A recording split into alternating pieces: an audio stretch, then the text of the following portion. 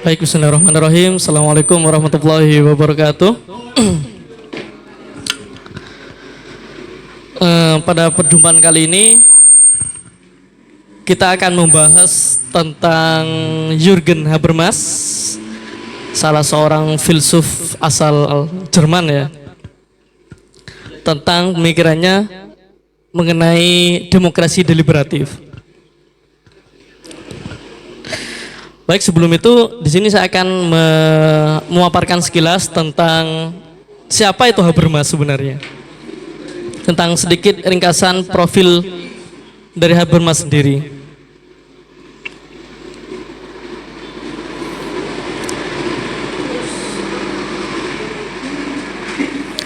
Nah, seperti kita ketahui semuanya, mungkin teman-teman yang sudah pernah membaca mungkin sudah tidak asing lagi dengan yang namanya Jürgen Habermas. Habermas lahir pada tanggal 18 Juni 1929 bertepatan di Düsseldorf, salah satu kota di Jerman. Nah, ini Habermas sampai saat ini merupakan salah satu tokoh yang masih hidup. Terhitung mulai dari tahun lahir sampai sekarang berarti usianya 90 tahun. Jadi Habermas sampai hari ini merupakan salah satu tokoh yang menurut saya masih menarik untuk dibahas karena selain pemikirannya yang sangat luar biasa dan juga sosoknya juga masih hidup sampai sekarang. Jadi ini merupakan hal-hal penting kenapa kok kita harus membahas pemikiran dari Jürgen Habermas.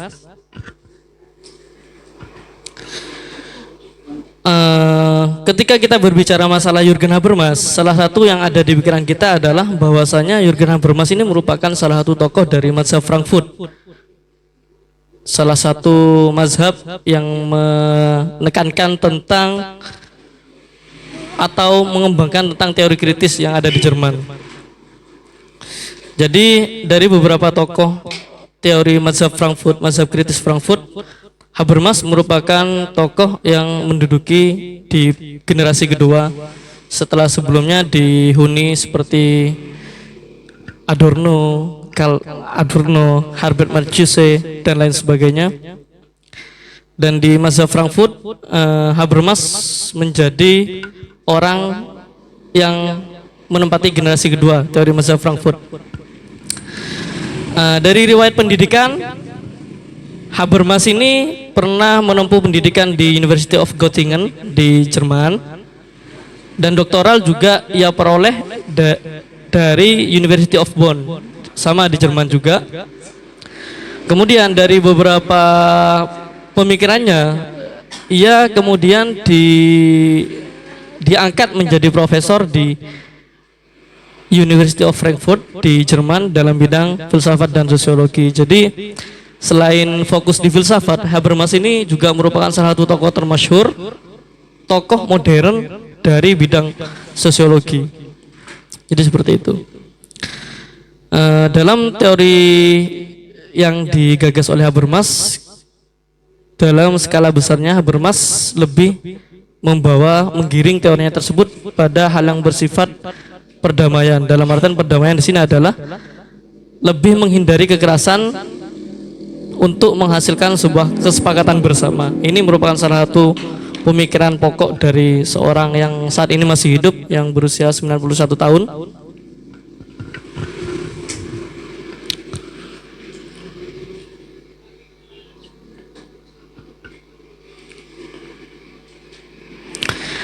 Nah, selanjutnya kita berangkat dari pemikiran dasar dulu ya, dari demokrasi deliberatif. Di sini deliberasi atau deliberatif, di sini diambil dari kata deliberation. Jadi ini kalau nggak salah ini bahasa apa ya? Intinya bukan bahasa Inggris. Yang artinya lebih menekankan pada musyawarah atau konsensus atau konsultasi atau menimbang-nimbang. Jadi deliberasi lebih bisa diartikan sebagai hal yang bersifat permusyawarahan. Jadi hal yang sekiranya bisa dimusyawarahkan itu adalah deliberasi atau deliberatif. Sebenarnya kalau kita tarik benang merahnya ke belakang, demokrasi deliberatif ini ini ya bukan digagas pertama kali oleh Jürgen Habermas. Namun Habermas hanya sosok atau tokoh yang kemudian mengembangkan dan kemudian mempopulerkan istilah demokrasi deliberatif ini. Jadi sebenarnya demokrasi deliberatif ini berangkat dari wacana yang digagas oleh Joseph Bichet pada tahun 1980-an, yang mana kemudian setelah berkembangnya keilmuan dan kemudian berkembangnya teori-teori demokrasi, pada sebelum tahun 2000 kemudian dikembangkan secara perlahan oleh Jürgen Habermas, yang mana pemikiran Habermas yang ada sangkut pautnya dengan demokrasi deliberatif ini adalah teori-teori yang berkenaan dengan teori tindakan komunikatif, teori tentang demokrasi, dan teori-teori yang berkenaan dengan diskursus dan politik. Sebenarnya kalau teman-teman melihat buku primer, maksudnya sumber primer atau buku asli dari Habermas, nggak ada yang bukunya itu judulnya demokrasi deliberatif, itu nggak ada. Namun ada salah satu buku yang di sana emang banyak mengkaji tentang demokrasi deliberatif, yakni bukunya yang berjudul Between Facts and Norms. Jadi di buku tersebut, dan meskipun ada di buku tersebut juga pembahasan tentang demokrasi deliberatif itu tidak banyak. Itu ada di bab-bab terakhir, kalau teman-teman nanti download PDF-nya di Google itu. Nah, setelah pertama kali digagas oleh Joseph Bichet ini, demokrasi deliberatif kemudian mengalami kemajuan, dan salah satunya dikembangkan oleh dan dipopulerkan oleh Habermas ini dalam ranah filsafat filosofis. Namun kemudian ada juga tokoh seperti Ulrich Beck dan Giddens, itu mereka sebenarnya tidak membahas secara gembleng terkait demokrasi deliberatif, namun pemikiran mereka ada sangkut pautnya dengan demokrasi deliberatif dalam sudut pandang teori sosial. Misalnya kalau di teorinya Ulrich Beck ini teman-teman bisa menemukan demokrasi deliberatif itu mungkin di judulnya bukunya Masyarakat Risiko atau teori-teori modernitas lain. Begitupun dengan Anthony Giddens juga sebenarnya agak fokus pada demokrasi deliberatif, namun pemikirannya tentang politik dan sosial itu sering melibatkan unsur-unsur demokratis dalam pemikirannya.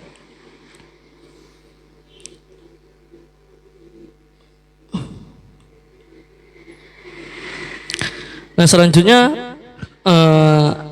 ini salah satu pengertian yang saya olah yang emang apa ya, yang memang biar bisa dipahami oleh teman-teman sekalian, karena saya juga ketika kita mencari pengertian demokrasi deliberatif baik di yang sumber Indonesia maupun Inggris, di situ masih menurut saya masih kacau pengertiannya. Namun di sini saya ada, maksudnya saya olah sekiranya mudah dipahami oleh teman-teman.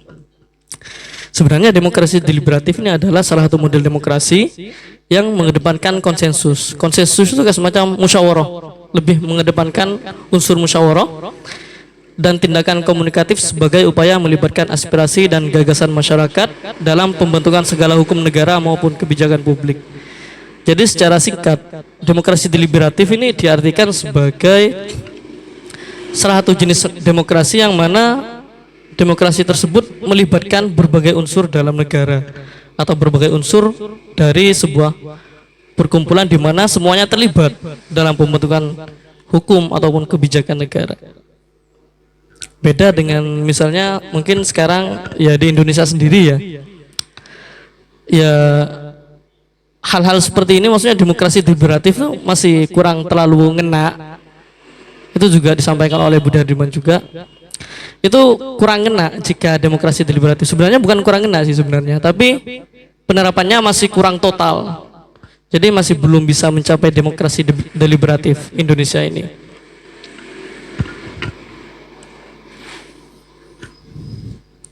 Nah, demokrasi deliberatif juga memiliki fungsi sebagai jembatan antara berbagai organisasi dan asosiasi yang membentuk masyarakat sipil. Jadi salah satu fungsi dari demokrasi deliberatif ini adalah sebagai jembatan, sebagai menjembatani antara berbagai organisasi atau berbagai pihak yang ada dalam masyarakat, bahkan bisa menjembatani juga antara rakyat dengan pemerintah.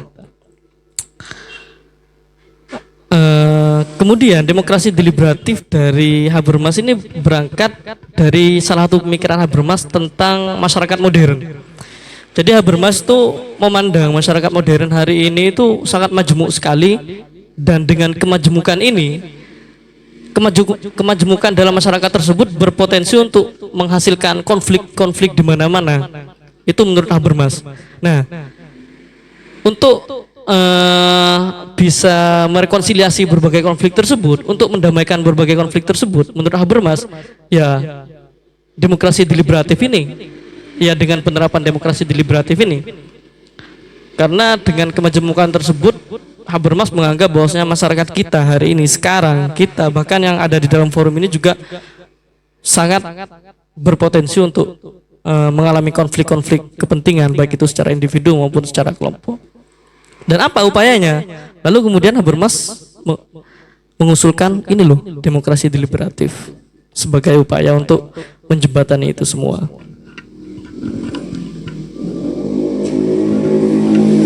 Demokrasi deliberatif juga identik dengan keputusan-keputusan bersama yang dibuat dengan menggunakan reason, alasan yang bisa dipertanggungjawabkan dan penjelasan yang bisa diperdebatkan. Jadi, oh iya ya. Nah, jadi demokrasi deliberatif ini juga lebih menekankan pada keputusan-keputusan bersama antar berbagai pihak yang terlibat dalam penyusunan agenda negara ataupun agenda kelompok. Itu identik dengan apa yang kata Habermas, demokrasi deliberatif.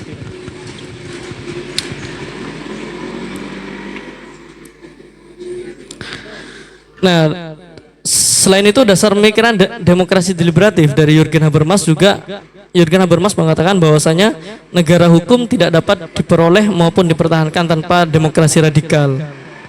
Jadi radikal di sini tidak bisa kita artikan sebagai hal yang bersifat melenceng. Tidak bisa kita artikan sebagai hal yang bersifat merusak tatanan demokrasi negara. Namun radikal di sini lebih diidentikan dengan kebebasan. Kebebasan dan kesediaan berbagai pihak untuk terlibat dalam penentuan kebijakan tersebut. Jadi seperti itu. Nah, seperti Indonesia ini kan negara hukum. Jadi menurut Habermas itu beberapa negara hukum, salah satunya Indonesia ini sangat tidak bisa ditegakkan atau dicapai tanpa melibatkan demokrasi radikal.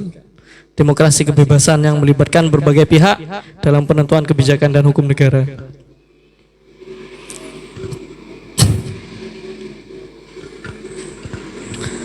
Nah, demokrasi deliberatif juga memiliki beberapa alasan terbentuknya teori demokrasi deliberatif. Ini menurut Habermas memiliki beberapa alasan. Yang pertama adalah sebagai kritik terhadap Marxisme tentang pembentukan entitas subjek. Jadi ketika kita berbicara masalah subjek, individu, Habermas ini salah satu penentang dari segala pemikiran Marxisme. Kan Marx itu kan menganggap bahwasanya individu itu sangat dipengaruhi dengan unsur-unsur ekonomi dan juga unsur-unsur ekonomi dalam perjuangan masyarakat secara berkelompok. Namun di sini hal tersebut dikritik keras oleh Jürgen Habermas karena Habermas mengatakan bahwasanya individu itu identik dengan apa hubungannya dengan siapa di sampingnya. Jadi Habermas mengatakan bahwasanya individu itu tidak lepas dari orang-orang di sekitarnya. Akan ada akan ada tindakan-tindakan komunikatif antara satu individu dengan individu lain. Nah, sedangkan dalam pemikiran Karl Marx sendiri, individu tersebut lebih bersifat private individual, dalam artian lebih bersifat individu yang kurang menekankan pada hubungannya dengan lingkungan sekitar. Yang ada dalam pemikiran Karl Marx hanya individu, ya udah individu yang memang dipengaruhi oleh unsur-unsur materialisme dan unsur-unsur ekonomi. Jadi seperti itu. Itu yang kemudian dikritik oleh Habermas dari pemikiran Marxisme. Selanjutnya, komunikasi yang terdapat dalam negara demokratis selama ini belum dapat diwujudkan, yakni komunikasi antar masyarakat dan pemimpin. Jadi ini salah satu alasan juga Habermas mencetuskan, bukan mencetuskan ya. Habermas mempopulerkan demokrasi deliberatif ini karena Habermas memandang bahwasanya di beberapa negara yang sudah ia ketahui di sana kayak semacam ada sekat antara pemerintah dan rakyat. Jadi sekat tersebut diartikan dengan minimnya tindakan komunikasi antara pemerintah dan rakyat. Jadi hal itu kemudian yang menjadi salah satu alasan Habermas mengembangkan teori ini. Selanjutnya, aksi komunikatif untuk mempersatukan masyarakat modern yang terpecah belah seperti yang saya katakan tadi. Bahwasanya Habermas memandang bahwasanya sekarang ini kita berada di masyarakat modern yang mana sangat berpotensi sekali untuk terjadi perpecahan. Oleh karena itu, diperlukan aksi komunikatif, aksi saling komunikasi satu sama lain untuk mempersatukan masyarakat modern yang sangat berpotensi terpecah belah.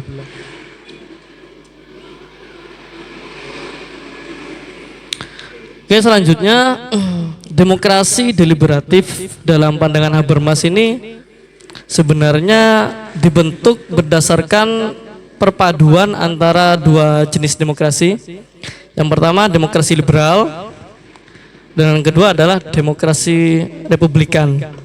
Jadi demokrasi liberal itu kan lebih mementingkan menampung, menyatukan, mempersatukan semua kepentingan sosial privat individu dan membawanya kepada negara. Sedangkan dalam konsep demokrasi republikan, kesadaran otonomi individu yang bergerak secara deliberatif. Jadi pemikiran-pemikiran atau gagasan-gagasan dari demokrasi liberal dan demokrasi republikan ini kemudian dipersatukan oleh Habermas sendiri yang kemudian membentuk apa yang kemudian dinamakan dengan demokrasi deliberatif.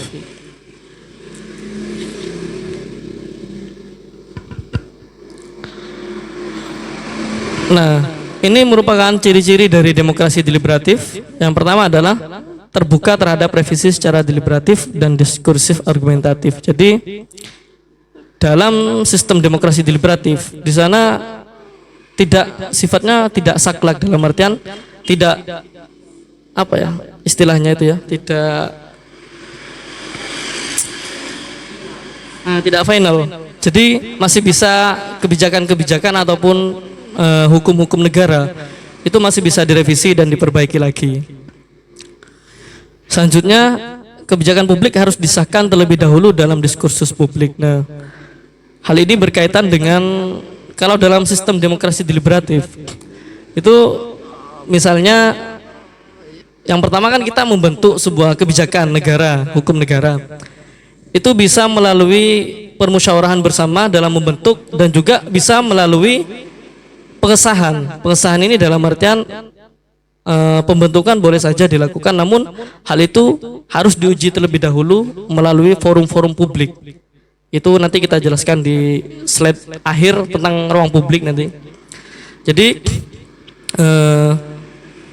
kebijakan publik atau kebijakan yang sudah dicetuskan oleh aparatur negara itu harus disahkan terlebih dahulu, harus melibatkan pengujian publik melalui diskursus publik, karena ini bersangkutan dengan bagaimana publik semuanya bisa terlibat dalam kebijakan tersebut. Jadi biar gak terkesan disembunyikan.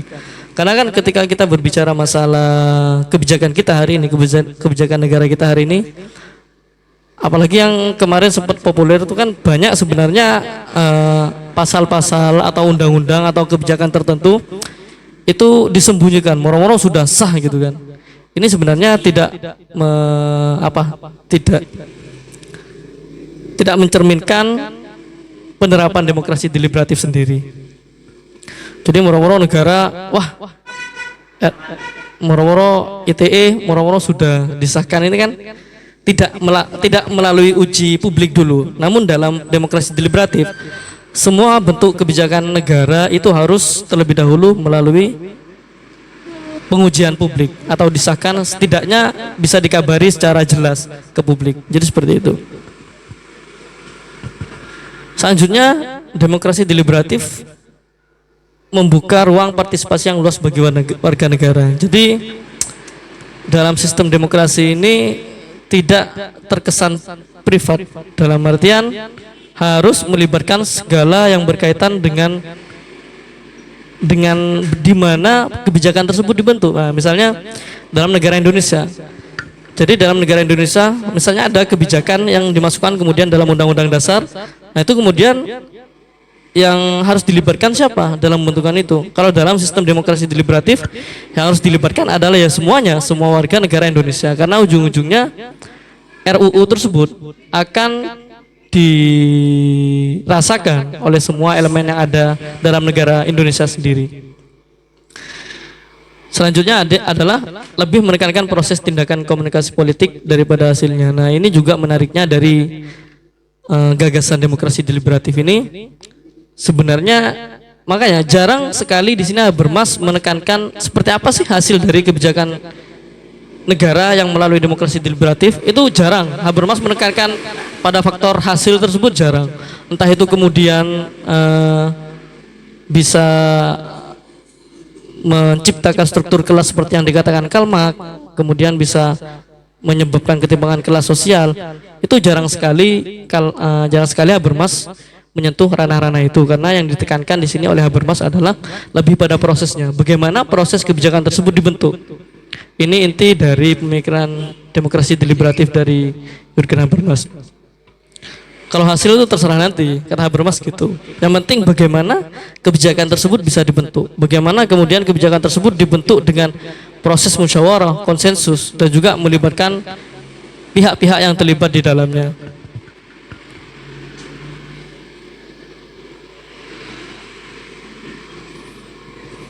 Nah, di sini peran masyarakat dalam pandangan Jürgen Habermas. Partisipasi masyarakat dalam pembentukan kebijakan politik dan hukum dapat melalui media atau organisasi-organisasi tertentu. Jadi partisipasi masyarakat tidak semuanya bisa direpresentasikan melalui kehadiran secara fisik. Ini kata Habermas, karena partisipasi masyarakat bisa direpresentasikan melalui media atau organisasi-organisasi yang ada di tengah-tengah masyarakat, komunitas, organisasi, LSM atau lain sebagainya.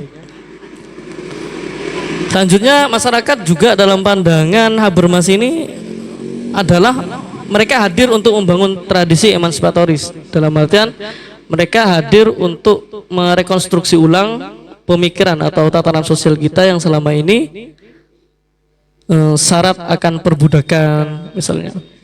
Jadi masyarakat dalam pandangan Habermas ini ingin menghilangkan dominasi penguasa, dalam artian ya kalau dari segi peran masyarakat sih emang ada kaitannya dengan pemikiran Karl Marx, ingin menghilangkan kelas, ingin menghilangkan kelas sosial antara borjuis proletar atau lain sebagainya. Ini peran masyarakat menurut Habermas.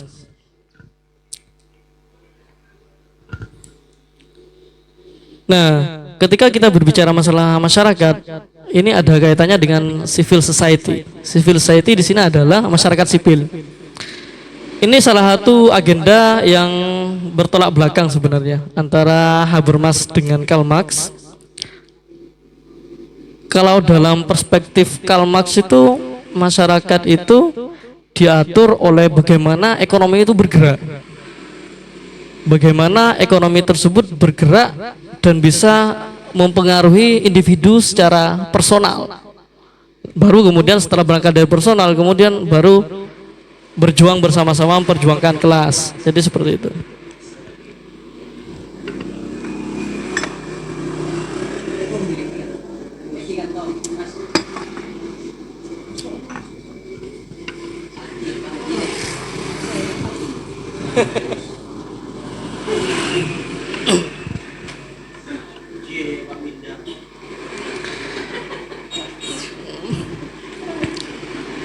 Nah, masyarakat sipil dalam pandangan Karl Marx itu lebih menekankan pada masyarakat yang diatur oleh faktor-faktor ekonomi. Jadi masyarakat itu tidak bisa bergerak tanpa bagaimana stabilitas ekonomi itu berjalan. Baik itu ekonomi bisa menghancurkan dirinya ataupun ekonomi tersebut bisa menguntungkan dirinya itu.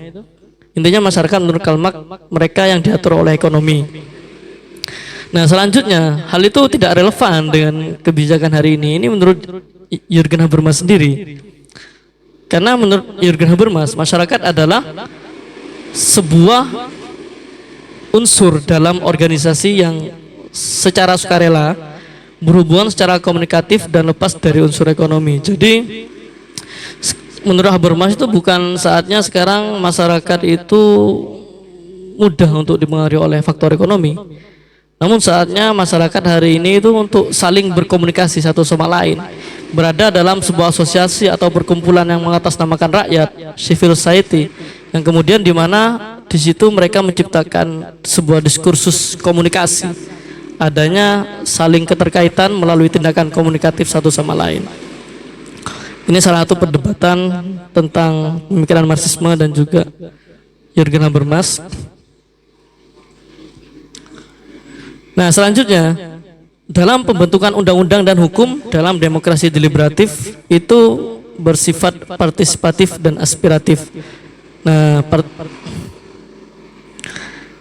Nah, partisipatif dan aspiratif di sini diartikan sebagai bahwasanya undang-undang dan hukum dalam negara itu dibentuk melalui dialog antara mekanisme legislatif dari pihak tatanan yang perancang undang-undang di atas dan diskursus baik formal maupun informal dalam dinamika masyarakat sipil.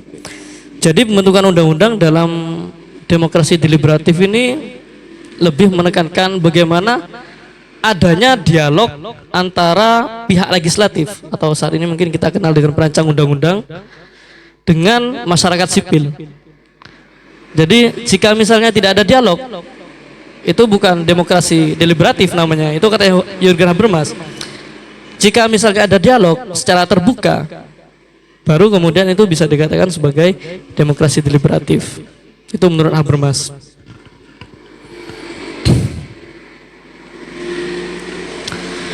Demokrasi deliberatif ini juga menjadi kritik terhadap demokrasi perwakilan. Jadi sebenarnya kalau saya baca beberapa referensi itu kan tentang demokrasi di Indonesia,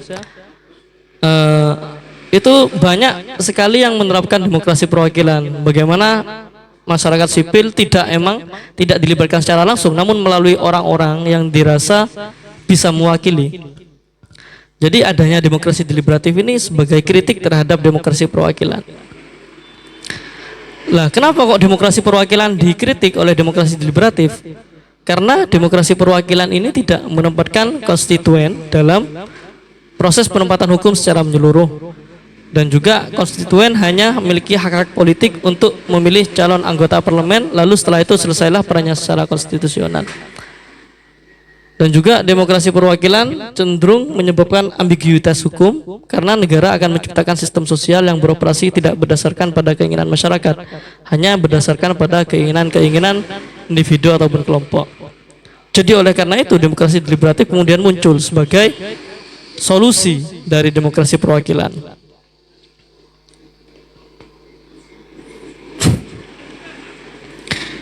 Ini ketika kita berbicara masalah demokrasi deliberatif, simpelnya ada 3 unsur yang ada di dalamnya. Yang pertama, adanya partisipasi warga negara, jadi ada keterlibatan warga negara, unsur-unsur dalam negara. Yang kedua, adanya ketersediaan ruang untuk terlibat dalam proses. Nah, ini Habermas mengatakan ruang ini sebagai ruang publik atau public sphere istilahnya itu.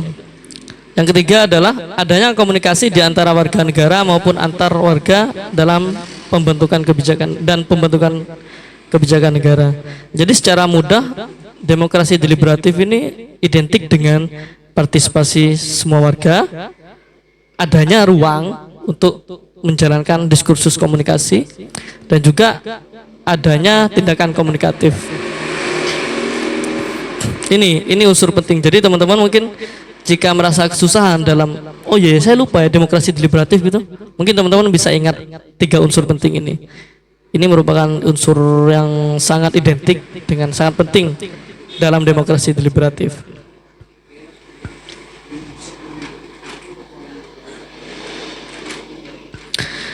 Nah, seperti yang saya katakan tadi, salah satu unsur dari demokrasi deliberatif itu adalah adanya ruang untuk saling melontarkan argumen. Jadi kalau Habermas itu sebenarnya secara primer menyebutkan bukan ruang publik ya, karena ini bahasa Indonesia. Public sphere. Jadi public sphere kemudian secara Indonesia itu kemudian diartikan sebagai ruang publik. Jadi ruang di mana di sana terdapat beberapa pihak dalam sebuah negara yang terlibat secara langsung dalam pembentukan kebijakan dan hukum negara.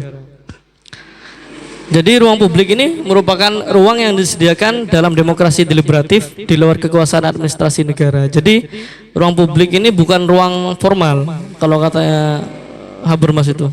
Tapi ruang publik ini merupakan inisiatif dari berbagai pihak tersebut dalam mencapai kesepakatan bersama dalam kebijakan negara. Ruang publik merupakan jaringan-jaringan komunikasi publik dalam masyarakat sipil. Jadi ruang publik ini tidak hanya sekedar ruang, tidak hanya sekedar wadah, itu katanya Habermas. Karena ruang publik ini syarat dengan adanya tindakan komunikasi, adanya saling tukar gagasan, perdebatan antar berbagai pihak dalam masyarakat sipil dalam menciptakan sebuah kesepakatan bersama. Jadi ruang publik ini apa isinya? Bukan hanya wadah, seperti halnya wadah mangkok Ajinomoto itu bukan hanya sebagai wadah itu, tapi ada isinya. Kan kalau bakso itu kan isinya kan ada pentol, mie ya. Tapi kalau katanya Habermas ini wadah atau ruang publik tersebut isinya berbagai komunikasi antar berbagai elemen masyarakat. Itu menurut Habermas.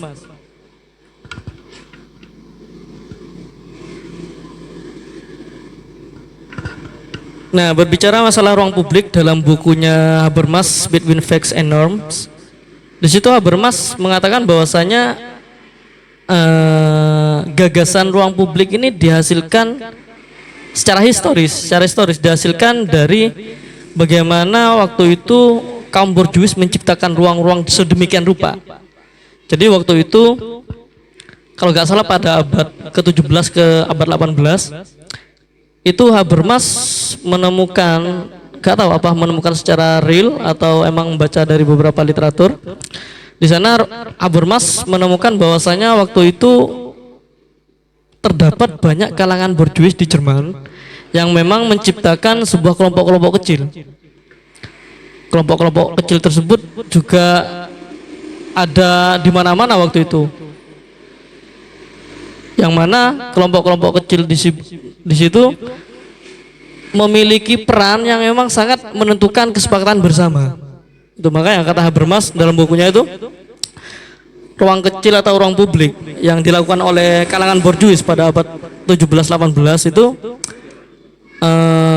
sangat bermanfaat sekali pada mereka waktu itu, karena pada saat itu mereka bisa mencapai kesepakatan bersama, memperoleh manfaat dari adanya ruang-ruang kecil tersebut. Ruang publik borjuis saat itu berfungsi untuk memediasi keprihatinan individu-individu dalam kehidupan sosial, ekonomi, dan keluarga yang dihadapkan dengan tuntutan-tuntutan dan keprihatinan dari kehidupan sosial dan publik. Jadi segala permasalahan sosial yang dialami oleh kalangan borjuis pada waktu itu mereka bicarakan dalam sebuah forum tersebut. Sebuah forum ya bukan ruang publik sih dulu namanya. Intinya perkumpulan-perkumpulan yang mana keprihatinan atau persoalan sosial kemudian mereka tumpahkan di situ, yang mana mereka keluar dari ruang tersebut dengan lega karena bisa menghasilkan beberapa solusi tersebut. Jadi intinya pada abad 17-18 kaum borjuis menggunakan ruang kecil atau ruang publik itu untuk menghasilkan sebuah solusi.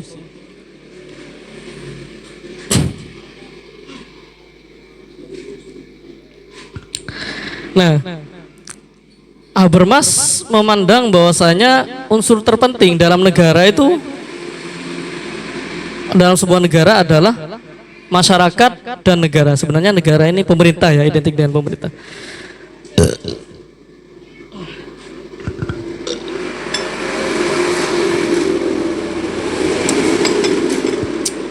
Jadi Habermas memandang bahwasanya dalam negara itu ada dua unsur terpenting. Yang pertama adalah masyarakat dan yang kedua adalah negara atau pemerintah. Nah, lantas dari dua unsur besar ini kan unsur besar kalau kata Habermas, unsur yang ada pada kita hari ini.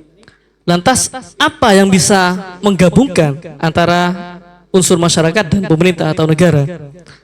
Yang bisa menggabungkan adalah demokrasi deliberatif melalui ruang publik. Nah, ruang publik ini yang kemudian bisa menjadi penyambung sekat-sekat antara masyarakat dan negara. Bahkan di berbagai negara pun, selamat datang.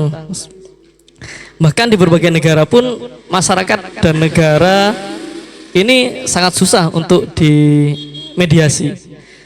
Jadi lantas apa yang bisa memediasi antara masyarakat dan negara ini? Seperti yang saya katakan tadi, bahwasanya Habermas menawarkan demokrasi deliberatif melalui ruang publik. Ruang di mana kita saling berkomunikasi untuk mencapaikan gagasan-gagasan yang kemudian bisa mencapai keputusan bersama.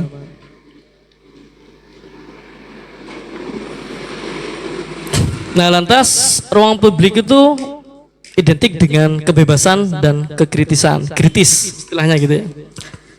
Jadi dalam ruang publik itu setiap pihak dapat berbicara dimanapun, berkumpul dan berpartisipasi dalam debat politis. Jadi karena pokok pemikiran dari Jürgen Habermas sendiri berkaitan dengan politik, dengan kebijakan negara atau hukum negara. Jadi ruang publik dalam pandangan Jürgen Habermas ini identik dengan perkumpulan untuk membincang seputar politik. Beda lagi jika diterapkan dalam ranah lain, misalnya demokrasi deliberatif dalam organisasi ini itu bisa saja terjadi, namun tetap mengikuti sistem yang ada dalam konsep-konsep demokrasi deliberatif dari Habermas sendiri.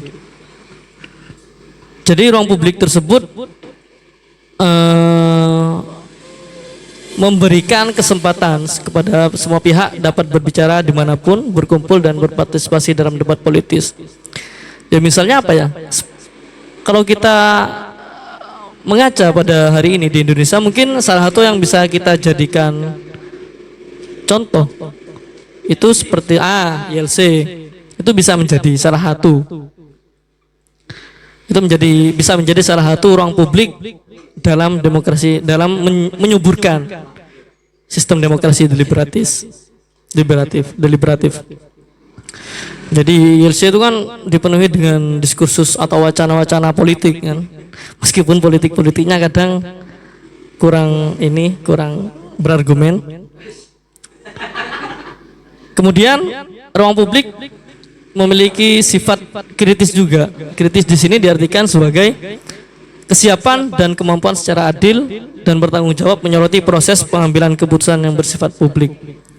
Jadi intinya ada keadilan dan rasa pertanggungjawaban baik dari segala pihak, itu bisa mempertanggungjawabkan argumen yang bisa dia sampaikan, dan juga ruang publik tersebut harus didasarkan pada sistem keadilan. Jadi mentang-mentang masa ketika dalam ruang publik ya, dalam pembentukan kebijakan negara, masa misalnya ada pemerintah, ada rakyat. Nah, namun ketika di ruang publik tersebut masih ada sekat-sekat, dalam artian ada ketidakadilan. Misalnya segala argumen yang disampaikan oleh pemerintah itu cenderung mengeksploitasi rakyat. Itu sudah tidak termasuk ke dalam skema ruang publik yang ditawarkan oleh Jürgen Habermas. Karena itu sudah di luar konteks ruang publik yang sangat jauh dari keadilan.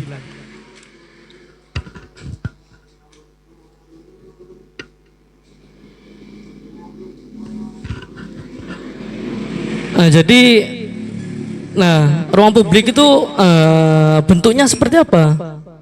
Nah, di sini ada salah satu referensi di Indonesia mengatakan bahwasanya ruang publik bisa diartikan sebagai kebebasan pers, bisa dalam bentuk kebebasan pers, kebebasan berpartai, kebebasan berakal sehat, berkeyakinan, berunjuk rasa, demonstrasi, membela diri, membela kelompok atau komunitas, otonomi daerah, independensi, dan keadilan sistem hukum.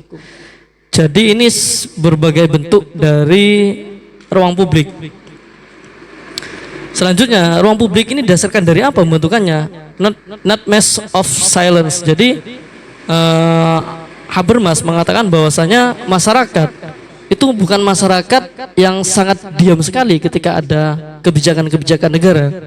Namun masyarakat yang diyakini dalam pemikiran Habermas itu adalah masyarakat yang keluar dari kebisuannya, Jadi masyarakat menurut Habermas itu bukan orang-orang yang terdiri dari sekumpulan masyarakat yang bisu, tapi orang emang yang bisa mengutarakan apa pendapatnya, keinginannya. Jadi seperti itu. Ruang publik terdiri dari warga negara yang memiliki keberanian menggerakkan eksistensi dirinya, memperjuangkan pemenuhan hak-haknya, dan mendesak agar kepentingan-kepentingannya terakomodasi. Jadi itu. Ruang publik bisa terdiri dari eksistensi, bagaimana seorang bisa mengeksistensi dirinya dengan mengeluarkan pendapat-pendapat, dan juga bisa menjadi ruang untuk menyampaikan kebutuhan, keinginan dari individu tersebut, kepentingan-kepentingannya. Nah ini, ruang publik tidak bisa diciptakan jika, nah ini salah satu penghambat sebenarnya ya, penghambat dari berjalannya ruang publik. Yang pertama, ruang publik itu tidak bisa terrealisasi jika masih terdapat permasalahan dalam sistem kepartaian, sistem keterwakilan, dan kesadaran politik masyarakat itu masih bermasalah. Jadi misalnya dari sistem kepartaian, bagaimana ya, mungkin kita pernah bahas kemarin politik kartel, bagaimana di sana ya meskipun tidak bisa dihindari, hal-hal yang bersifat seperti politik kartel itu sebenarnya sudah menjadi budaya dari politik kepartaian kita.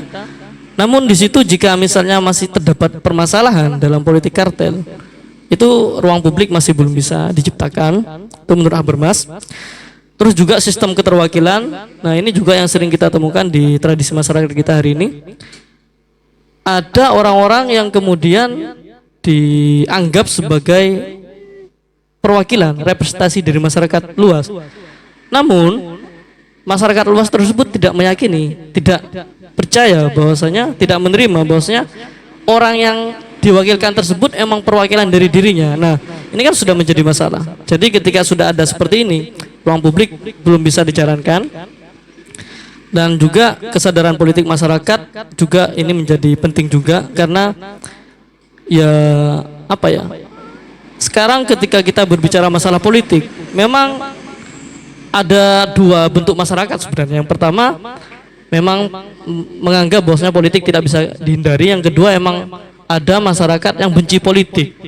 Nah ini sebenarnya benci politik tersebut yang kemudian bisa menjadi masalah dalam kesadaran politik masyarakat.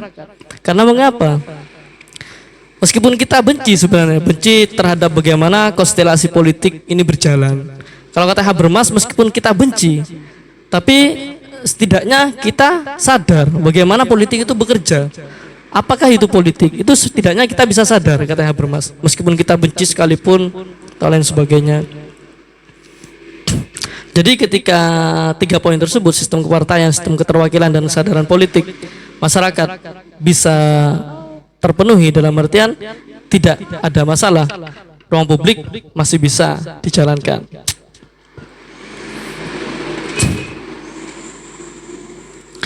Nah, sebenarnya dalam pemikiran demokrasi deliberatif ataupun ruang publik, di sini Habermas juga mengutip salah satu tokoh, menganut pemikiran salah satu tokoh, Robert Dahl, salah satu tokoh ilmuwan politik ya dari Inggris, dari Yale University, ngajar di Yale University.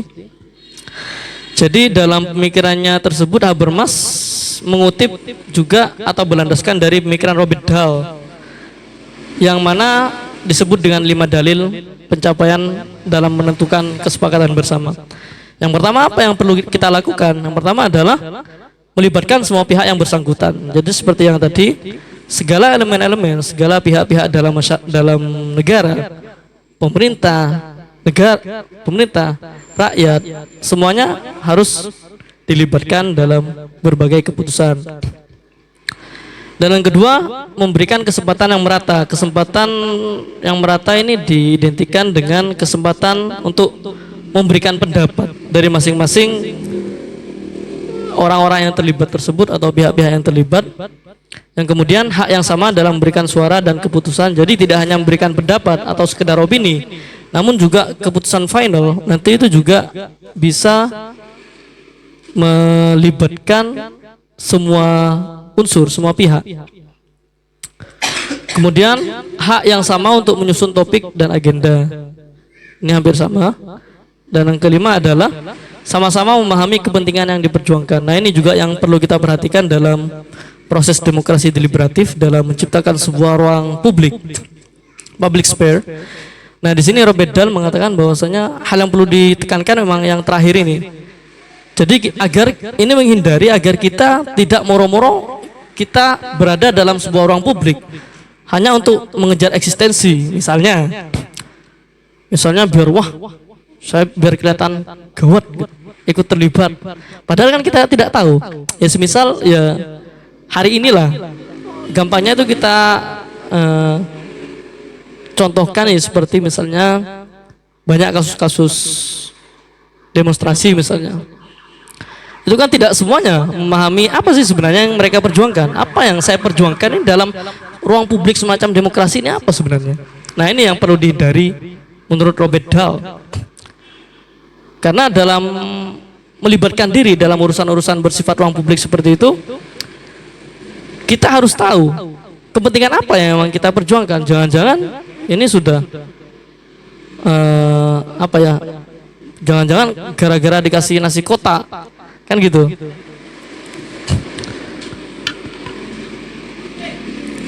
Nah, sekarang kita berbicara masalah demokrasi deliberatif di Indonesia.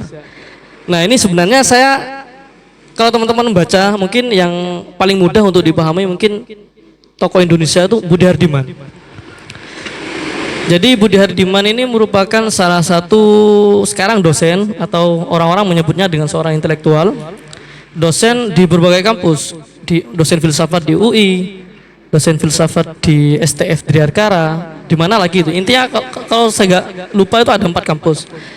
Jadi untuk memahami seorang atau pemikiran dari Jürgen Habermas, saya sarankan kepada teman-teman untuk membaca karya-karyanya Budi Hardiman, Francisco Budi Hardiman. Banyak, misalnya teman-teman lihat di kuliah umumnya di komunitas Salihara, di situ banyak menyampaikan pemikiran tentang Habermas, karena memang S2-nya Budi Hardiman ini emang di salah satu universitas di Munchen di Jerman, dan tesisnya itu mengambil pemikiran dari Jürgen Habermas sendiri. Bahkan untuk penggalian data di tesis tersebut, Budi Hardiman mewawancarai langsung dengan seorang Jürgen Habermas tadi. Jadi saya ini mengutip dari apa yang dikatakan Hardiman. Sebenarnya demokrasi deliberatif di Indonesia itu bisa sebenarnya diterapkan, namun sampai saat ini masih belum terlaksana sepenuhnya. Itu kata Budi Hardiman. Karena apa? Bagaimana untuk merealisasikannya? Perlu untuk yang pertama perbanyak prestasi deliberasi publik dalam masyarakat. Jadi maksudnya prestasi publik ini maksudnya diperbanyaklah ruang-ruang publik tadi. Sama pemilu berintegrasi, untuk legislasi berintegrasi juga berkaitan dengan bagaimana pemilu tersebut bisa sesuai dengan keterlibatan segala pihak. Legislasi publik, pro deliberasi publik, juga bagaimana proses perancangan undang-undang kemudian sangat melibatkan deliberasi atau unsur-unsur musyawarah dengan publik luas.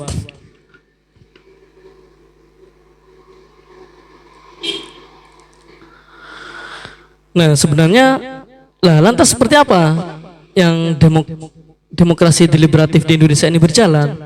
Kalau katanya Budi Hardiman, itu konsep demokrasi deliberatif sebenarnya saat ini mirip dengan sistem demokrasi, sudah mirip dengan sistem demokrasi yang ada di negara kita. Ada eksekutif, legislatif, dan yudikatif. Ini sudah mencakup, sudah hampir memenuhi syarat. Namun ada satu masalahnya, kata Budi Hardiman. Masalahnya adalah kurangnya ruang publik. Ini kenapa kok demokrasi deliberatif di Indonesia itu tidak berjalan? Sebenarnya bukan tidak berjalan, belum tercapai. Karena kita masih minim banget yang namanya ruang publik. Ya seperti bagaimana moro-moro salah satu kebijakan sudah diketok, itu kan merupakan salah satu dari minimnya ruang publik. Ruang untuk mencapai gagasan dalam menentukan kebijakan negara. Itu sebenarnya katanya. sebenarnya tidak susah, yaitu cukup memperbanyak kanal-kanal komunikasi. Maksudnya cukup memperbanyak ruang-ruang publik yang mana di situ terdapat komunikasi-komunikasi antar berbagai pihak dalam penentuan keputusan. Pihak tersebut seperti masyarakat, sipil, dan juga negara. Itu dalam seluruh pemikiran demokrasi deliberatif dari Indonesia. Nah, saya rasa sudah untuk pembahasan tentang demokrasi deliberatif di Indonesia dari Jürgen Habermas. Kemudian di sini, kemudian mari kita diskusikan tentang demokrasi deliberatif ini. Apakah memang perlu atau ada ketidaksepakatan dari teman-teman atau ada hal yang perlu ditambahkan? Di sini saya berikan kesempatan.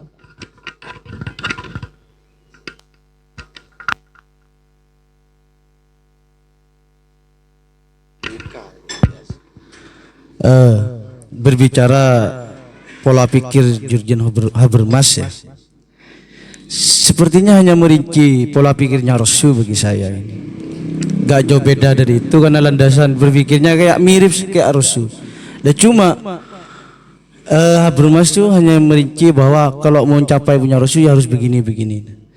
Ada hal yang tidak dibahas atau diabaikan oleh Habermas. Bagaimana dampak dari demokrasi deliberatif itu biasanya kan cenderung ketidakadilan.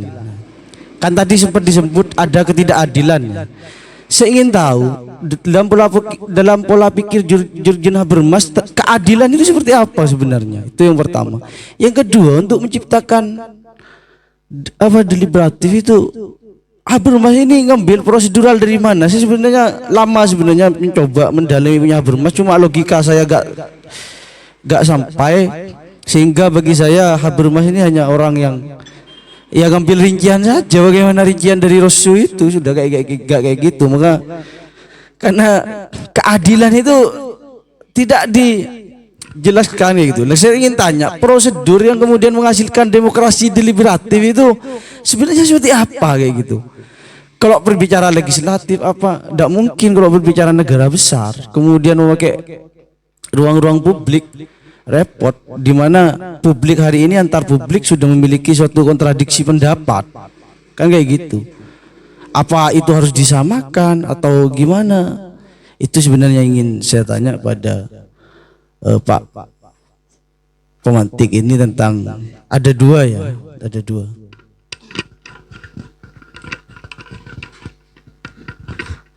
Baik, terima kasih. Yang pertama tentang dampak dari demokrasi deliberatif tadi ya, ketidakadilan. Nah, ini salah satu keunikan sebenarnya dari seorang Jürgen Habermas, karena dalam teorinya tentang demokrasi deliberatif ini berangkat dari teori tindakan komunikasi. Jadi mungkin teman-teman kalau membaca secara gembleng terkait seluruh pemikiran dari Habermas itu tidak lepas dari komunikasi, tindakan komunikatif. Nah, kemudian tindakan komunikasi tersebut yang kemudian diimplementasikan dalam teorinya demokrasi deliberatif, yang mana di situ adanya berbagai tindakan komunikatif dari berbagai pihak dalam penentuan kebijakan publik. Nah, pertanyaannya, lantas bagaimana kemudian dampak dari demokrasi deliberatif tersebut? Ya seperti yang saya katakan tadi. Di sini Habermas jarang banget menekankan hasil dari lantas seperti apa kemudian dari penerapan demokrasi deliberatif tersebut. Di sini tidak mementingkan itu. Habermas tidak mementingkan hasil, produk itu tidak ada dalam pemikiran Habermas. Karena berangkat dari magnum opus, dalam artian berangkat dari dasar pemikirannya bahwasanya masyarakat identik dengan tindakan komunikatif satu sama lain.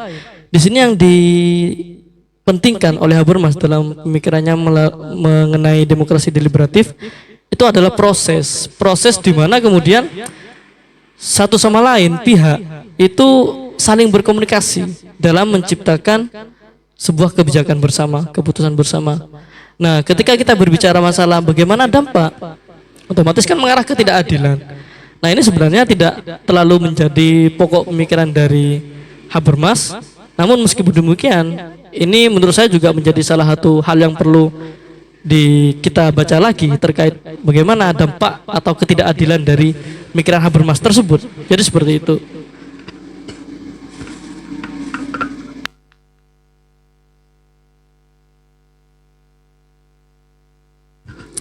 Oh, berarti tidak memberikan pola keadilan seperti apa yang, karena kayak gini, tindakan komunikasi itu berbahaya di politik. Pasti siapa yang dekat dia adalah yang dapat, kan kayak gitu, repot. Nanti ruang publik letaknya di mana, kan kayak gitu.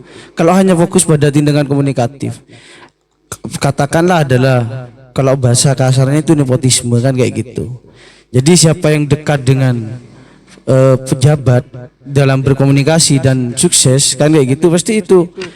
Nah, saya hanya ingin tanya sebenarnya Habermas proses untuk mencapai keadilan, karena tadi bicara hukum ya, berbicara negara dan hukum, tentu nggak pernah lepas dari keadilan.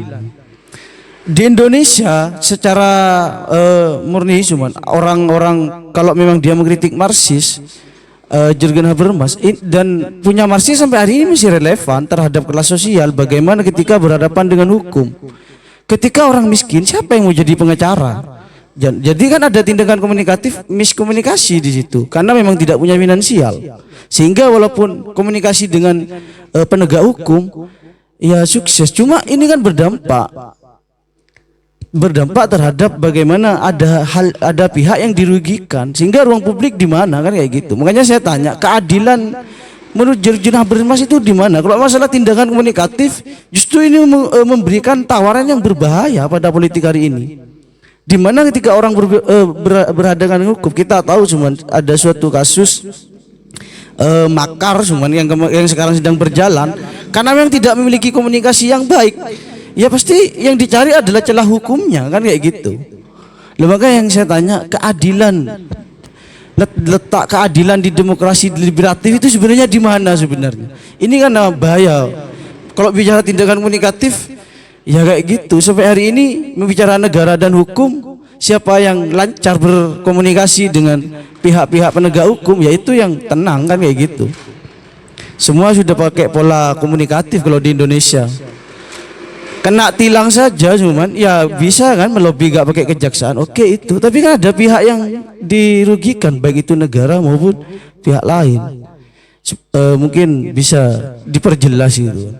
Karena tindakan komunikatif oke, tetap cuma proses, bagaimana proses perilaku dari tindakan komunikatif itu bisa yang berdampak negatif itu bisa dicegah. Kalau hari ini semuanya pakai tindakan komunikasi politik sudah. Bagaimana antara awalnya rival bisa menjadi tawar menawar, bisa menjadi kubu, kan kayak gitu, bisa berkartel, kan kayak gitu. Karena ancaman yang terbesar itu dari ini kan kartel, Pak. Itu mungkin bisa makanya saya tanya sebenarnya prosedur yang Habermas bisa memiliki kayak gini ini mungkin karena secara historis tadi ya. Kaum borjuis kemudian berkumpul, iya. Mungkin kalau di dalam suatu fenomena kayak di Jerman dulu kalau kayak gitu. Cuma sekarang kalau memang melihat masyarakat modern, ya keadilan bisa diukur dari bagaimana dia sejauh mana berkomunikasi, kan kayak gitu. Nah itu karena ada pihak yang dirugikan ya.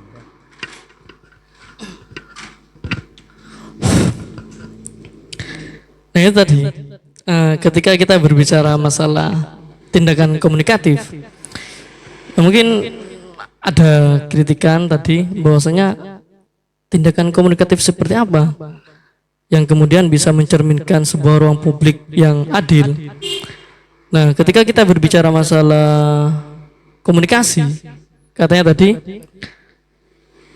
komunikasi itu gampang diselewengkan, sehingga di mana letak dari keberhasilan ruang publik tersebut. Nah itu seperti yang saya sampaikan tadi, ruang publik itu faktor keadilan yang terdapat dalam demokrasi deliberatif, dan ruang publik itu adalah partisipasi dari berbagai pihak. Itu intinya. Partisipasi tidak hanya partisipasi kehadiran secara fisik, tidak, namun juga partisipasi secara hak suara, hak memberikan pendapat dan hak memutuskan itu juga menjadi salah satu unsur keadilan dalam pembentukan demokrasi deliberatif. Namun juga seperti yang saya katakan tadi, bahwasanya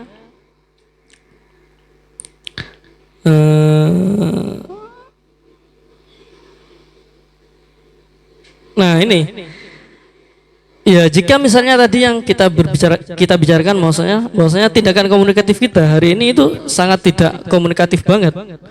Misalnya yang pertama rival kemudian berubah menjadi teman, kan itu bisa saja terjadi dalam komunikasi politik.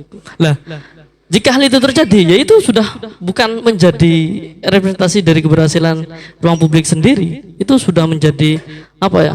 Kalau kata Habermas itu menjadi benalu yang kemudian tidak dapat namanya ruang publik atau demokrasi deliberatif itu terlaksana di wilayah tersebut. Jadi ketika kita sudah di wilayah kita, sudah komunikasi kita antar pihak, misalnya antar pihak rakyat secara luas dengan pemerintah masih identik dengan ada permainan seperti itu sudah belum bisa dikatakan bahwasanya emang mereka sudah menerapkan ruang publik, itu sudah tidak bisa. Itu katanya Habermas. Jadi seperti itu.